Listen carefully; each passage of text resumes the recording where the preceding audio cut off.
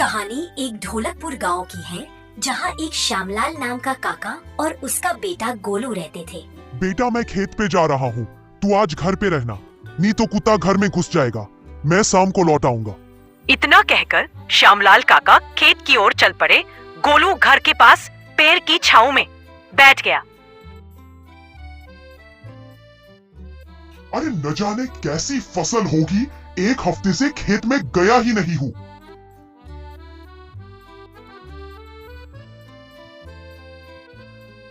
काका को खेत के पास देखकर गोरी आती है और कहती है, अरे श्यामलाल काका, कैसे हैं आप? इस साल फसल बहुत अच्छी है। गए साल तो सुवारे ने पूरी फसल बर्बाद कर दी थी। अरे गौरी बेटा, तुम यहाँ क्या कर रही हो? मैं तो फसल देखने आया था। तुम सही कह रही हो, इस साल फसल अच्छी है। फिर गौरी और श्यामलाल काका फसल देखकर घर की ओर चल देते हैं।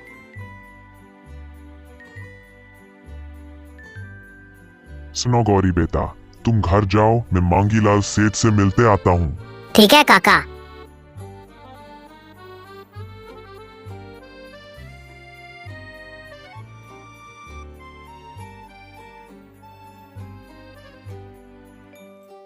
अरे आओ श्यामलाल काका, कैसे आना हुआ? क्या बताऊं, मांगीलाल से पिछले साल फसल शुअरों ने फसल बर्बाद कर दी थी, इसलिए मैं खाद की और दवाइयां के पैसे बनिए को नहीं दे पाया था, तो आपसे उधार लेने आया हूं। कितने पैसे चाहिए श्यामलाल भाई? मुझे 10,000 रुपए चाहिए सेठ। में आपको अगले महीने अनाज बेच के ब्याज सहित लौटा दूंगा। ठीक है, अब बैठिए, मैं पैसे लेके आता हूँ। काका पैसे लेकर घर आ जाता है। गोलू भी आराम से बैठा था। काका अंदर जाते हैं, पैसे अलमारी में रख देते हैं और कहते हैं, गोलू, मैं थोड़ी देर आराम करता हूँ, तू राजू की दुकान से कुछ सामान ले आ। गोलू सामान लेने चला जाता है और काका को नींद लग गई। एक दिन मांगीलाल सेठ बाजार में गए।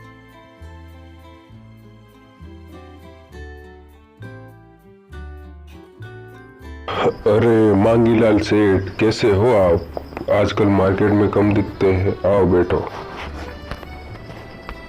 अरे बताओ बनिए भाई, कैसा चल रहा आपका धंधा पानी? अरे क्या बताऊं सेठ जी आपको, आजकल कोई ग्राहक ही नहीं है, और आते हैं तो वो भी उधार ले जाते हैं। अरे उधार से याद आया, कल श्यामलाल काका मेरे से 10,000 रुपए लेके गया, आपको देने के लिए अभी तक नहीं दिए क्या? अरे नहीं दिए यार, आज ही मैं नौकर को उसके घर भेजूंगा। मांगीलाल सेठ को जाने के बाद बनिया फोपिंग अपने नौकर ढूंगा को बुलाता है और कहता है, अरे ढूंगा, तेरे को पता है ना, उस श्यामलाल की जमीन मुझे चाहिए।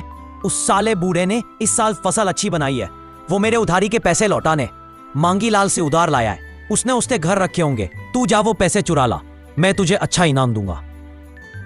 ये बातें पास में बैठे कुत्ते ने सुन ली और कुत्ता श्यामलाल के पास जाता है।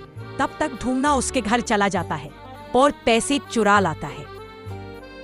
काका खेत से जब घर जा रहा था, तब वो कुत्ता काका को देखकर भौंकता है, जैसे कि उसे कुछ बता रहा है। काका ने इग्नोर किया तो कुत्ता उसके पीछे पीछे घर तक चला आया।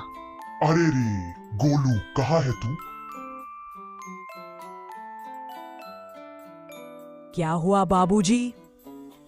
बेटा, वो 10,000 रुपए अलमारी में रखे थे, गायब है। बाबूजी, जब मैं दुकान गया था तब घर खाली था, बस दरवाजा खुला रह गया था। बाबूजी, ये कुत्ता किसका है लगता है, ये हमें कहीं ले जाना चाहता है। कुत्ता उन्हें गांव के किनारे ले जाता है, जहां झाड़ियों के पीछे ढूंगा एक थैले में पैसे गिन रहा है। ढूंगा को पकड़कर गांव में लाए और गांव वाले इकट्ठा होते हैं। मांगीलाल सेठ और बनिया भोपिंग भी आते हैं। ढूंगा से पैसे ले लिए और दोनों को जेल में बंद कर दिया। ढूंगा बोला, अरे भाई, हम चोरों को बंद कर दिया, पर आपको थोड़ी, आप तो प्लीज सब्सक्राइब करो।